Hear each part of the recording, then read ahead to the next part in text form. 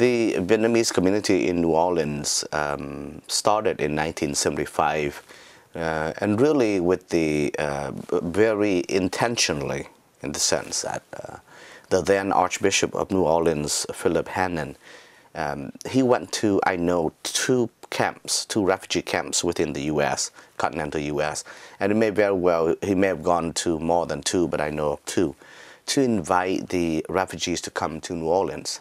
My understanding was that the first families here were 5 and then 18, and when just gradually building up all the way up to more than 1,000 or so, just within this community. But overall, I think at the height of the arrival, the number of Vietnamese refugees from the refugee era in New Orleans was probably about 25,000.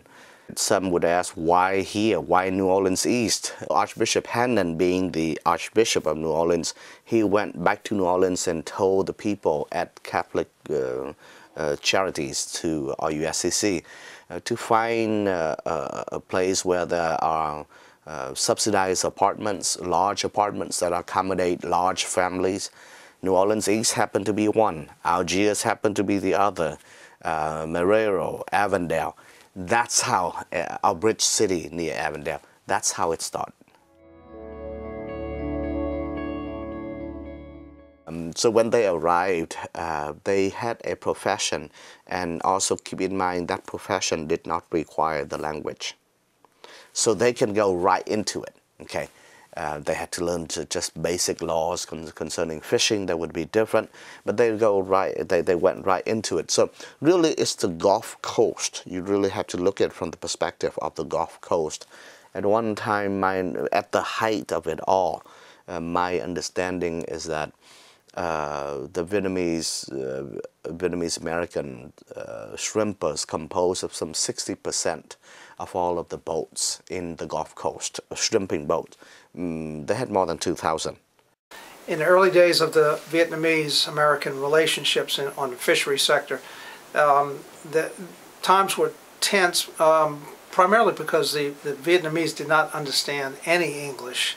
They didn't have any grasp of the rules that they used on the waterways here.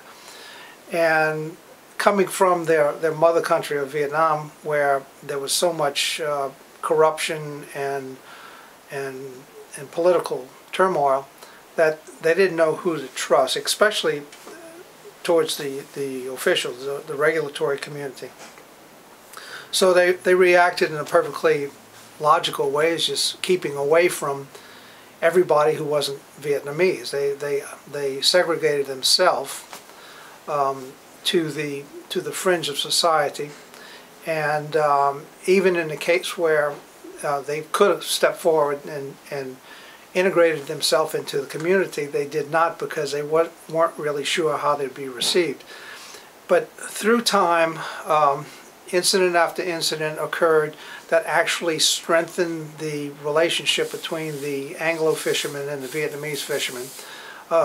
One story in point actually happened to Robert, where one of the American fishermen, actually a very prominent person in the shrimper community, T-John, was stranded at sea, and nobody had come to retrieve him, and Robert just happened to be coming by, and so Robert picked up his boat and towed him back into port. And from that time on, you know, T-John was a good friend of Robert's, and they became actually allies in the common focal point of trying to elevate the shrimping industry, both on the Vietnamese side and on the Anglo side. So that story happened over again countless times, even right after Katrina. Some people befriended Vietnamese, and some Vietnamese befriended Anglos that hadn't happened before, and they became very good friends, especially in times of need. When you help a fellow fisherman, he doesn't forget that you make a friend for life there. I remember talking to some of the people involved in this immediately pre-Katrina, of the more than 2,000 boat fleet. there was only maybe more than 500 left. There were a lot of damages that happened with Katrina, so that number went down as well. Some people have returned, say in Plaquemine, my understanding was the number of people, of fishermen who returned to fishing again, Vietnamese Americans were, this is about 2 years ago, were at 75%. However, they travel there to fish, they no longer stay there. My understanding, again, is that those who returned to live in Plaquemine, for example, those fishermen would be only about 25%. So that's the change in the industry right now.